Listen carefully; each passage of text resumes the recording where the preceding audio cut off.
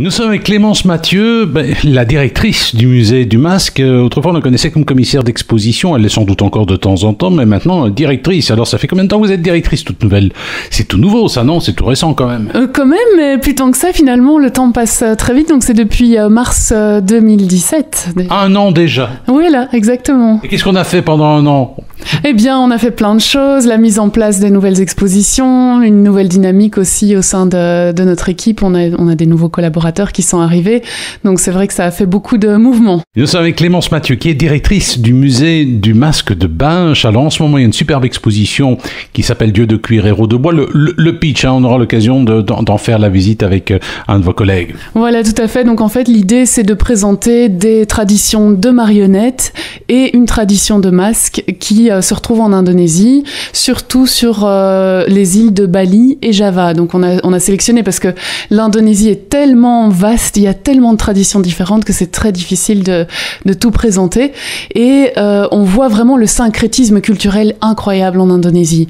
Mélange entre l'islam, l'hindouisme, les colonies européennes aussi. Et tout ça, finalement, a été unifié pour faire des traditions de marionnettes et de masques qui sont tout à fait incroyables. Nous sommes avec Clémence Mathieu, directrice du musée du Masque de Binche. Alors, il y a en ce moment une exposition consacrée à Europalia Indonésie, mais alors, le programme pour le reste de l'année? Alors, on a une exposition sur les rites de guérison et de maléfices qui va arriver le 24 mai. Et donc ça, ce sera, à mon avis, assez particulier parce qu'on a une collection d'un magicien qui collecte des pièces maléfiques, pour le coup. Et donc, on les présentera en lien avec nos pièces qui sont plutôt généralement des pièces bénéfiques, et voir un petit peu dans quel cadre ces utilisations rituelles se font, et voir un petit peu le pouvoir des masques, le pouvoir de tous ces rituels. Et ça fait un peu post-expo. Voilà, tout à fait, mais c'est ça aussi le but, c'est d'intriguer et de voir finalement le masque qui a toujours quelque chose d'assez mystérieux, et dans les traditions masquées d'Afrique notamment, c'est souvent les masques sont investis vraiment de force surnaturelle, et elles peuvent être soit positives, soit négatives, et donc c'est vraiment ces deux côtés-là qu'on veut présenter ici. Nous sommes avec Clémence Mathieu, nouvelle directrice du musée du Masque de Binche. Alors, bien sûr, c'est la période de carnaval. Le Gilles. Moi, je me suis dit dire que Gilles n'était pas de Binche, il était de Morlanway. Oh, ça, c'est facile, évidemment. Hein.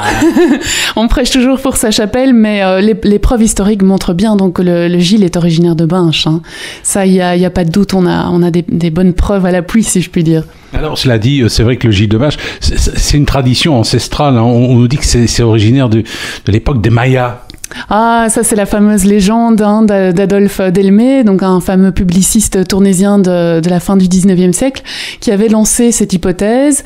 Et c'est vrai que finalement, avec les plumes, on pourrait faire le rapprochement, mais les études diverses et variées ont démontré que cette hypothèse était finalement une hypothèse farfelue qui n'a pas vraiment de source historique. Dommage. Hein. Dommage, oui. C'était sympa, c'était un petit peu exotique. Hein. Mais finalement, l'origine, c'est quoi? Ah, l'origine, je pense que en fait, le Gilles est très multiple. Donc, il a un peu d'origine d'un personnage de la Commedia dell'arte, probablement un mélange entre l'allure du Polichinelle, le Pierrot avec la collerette. Et puis, finalement, il y a un personnage qui s'appelle Gilles dans la Commedia dell'arte. C'est un personnage tout à fait secondaire, mais on a retrouvé les sources. Et il est peint notamment par Watteau. Et donc, le nom même du Gilles vient de la Commedia dell'arte. Et puis, au 19e siècle, le personnage a évolué, le costume tel qu'on le connaît actuellement avec les lions du blason belge, donc après 1830 forcément, et puis le masque qui est un masque en fait en vogue à la fin du 19e siècle dans tout le nord de l'Europe. Donc on le retrouve notamment en Suisse, en Allemagne, sur une base en bois, en France aussi, à Nice notamment sur une base en treillis métallique, et il représente un homme bourgeois. Pourquoi ? Parce que finalement Binche était une ville bourgeoise, et donc c'est l'embourgeoisement de la ville qu'on veut montrer à travers le costume, d'où aussi les plumes d'autruche, puisque ce sont des plumes qui viennent d'ailleurs, hein, du nord de l'Afrique, et qui sont assez chères. Il faut faire venir, à cette époque-là, c'était quand même un fameux voyage. Et les oranges, et bien sûr, qui sont aussi un ingrédient très luxueux à l'époque.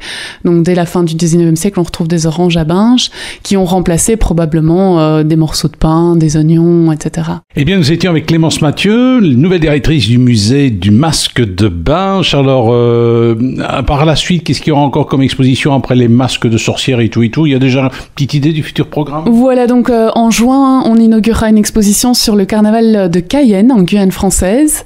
Donc quelque chose de tout à fait exotique. Hein. Et la comparaison, évidemment, avec l'influence des costumes européens, puisque c'est une colonie française. Donc il y a vraiment un lien très intéressant et un mélange culturel avec la culture créole, etc. Et alors, à l'automne, on n'a pas encore la date, mais on inaugurera le nouveau centre d'interprétation dédié au carnaval de Binche. Donc c'est toute l'aile du musée, qui est l'aile d'accueil, qui est en train d'être rénovée pour accueillir une toute nouvelle section permanente dédiée au carnaval.